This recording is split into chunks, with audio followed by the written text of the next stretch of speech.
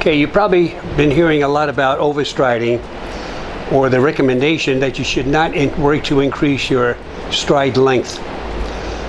They say if you increase your stride length, you will then be overstriding and landing on your heel, and that's going to create a lot of problems. Well, in a way this is true if you don't have proper running technique. This is the key. And it's a shame that we're not looking at the total picture of running technique. We only isolate one little aspect of it, get a misconception of it, develop a myth, and then perpetuate it. And it's exactly what we're doing with overstriding. I have yet to see many people truly overstride. Overstride, according to its definition, means taking a longer than your normal stride. Most runners don't even achieve their, let's say, normal or optimal. That's probably the better word here. Most runners do not achieve their optimal stride. And if you want to increase speed, the first thing you should do is increase your stride length, not stride frequency. Stride frequency is much more energy consuming and much more difficult. You're going to run out of gas a lot quicker. Stride length is the main factor to improve your running speed. Now, how can this be? Let me explain. The first key factor is that knee drive. You want to drive that thigh forward. After the push-off, you drive the thigh forward. The more forcefully you drive the thigh forward, the more forward momentum you're creating, and the more you can reach forward. So after the thigh comes forward, you swing out the shin, and then, and this is the most important factor, then you bring the leg back and down to contact the ground. You don't swing the leg out and leave it there. This is improper technique. And of course you will land on the heel when you do this. But this is not how you run. You don't just drive the knee forward and swing the leg out and land on the ground. If you did, man, you'd feel it jarring right through your teeth.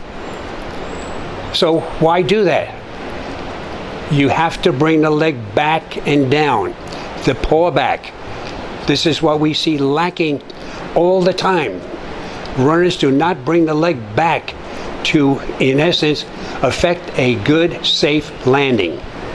And at the same time, once you bring the leg back, when you land on the ground, you're propelling your upper body forward.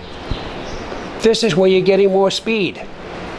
But if you just land on the ground, you have to generate more force to get your body going in front. And we shouldn't listen to many of these different methods of running that have been popularized. How they say that gravity is going to be the propelling force. Gravity is not involved to push you forward. Gravity is pushing you down all the time. You have to generate muscle force to push yourself forward. You can't rely on gravity. You rely on gravity, you're going to be the slowest man in the race. Instead of 3 hours for a marathon, you're going to be coming in at 6 hours. If even that, maybe longer. So, back to the original overstriding. Overstriding has been used in many different ways. Now its definition is, if you land on your heel, you're overstriding. If you land in front of your body, you're overstriding. But nobody ever talks about what the optimal stride is. How do you know if you're overstriding? I can show you runners that land on their heel 12 inches in front of the body. Is this overstriding? How can this be overstriding? Now you should land, as close to the center of gravity of the body as possible. In other words, see, when you bring the leg back, that's when you're going to land close to the center of gravity of the body, or more or less close to underneath the body.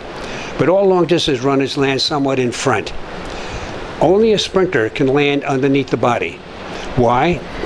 Because he has a more forceful paw back. They drive the thigh forward more forcefully, they reach out further, and they have the maximum stride length. Once they reach out, they really whip that leg down and back. It's a very forceful action. So once that leg hits the ground, it's already underneath the body, and that upper body is propelled forward. But a long distance runner, it's a little slower. We don't have the same forces. But the same concept applies. Drive the thigh forward, swing the lower leg out, pull the leg back, land on the ground, the upper body comes forward, push off, repeat. So there's no such thing as overstriding. Find your optimal stride length, and if you want to run faster, increase your stride length. But still incorporate the paw back.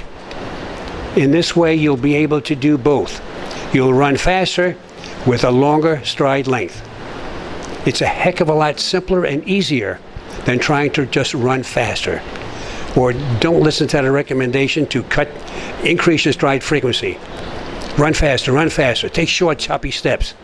No, you don't want to do this. Long, easy steps. But a good stride will get you there a lot faster.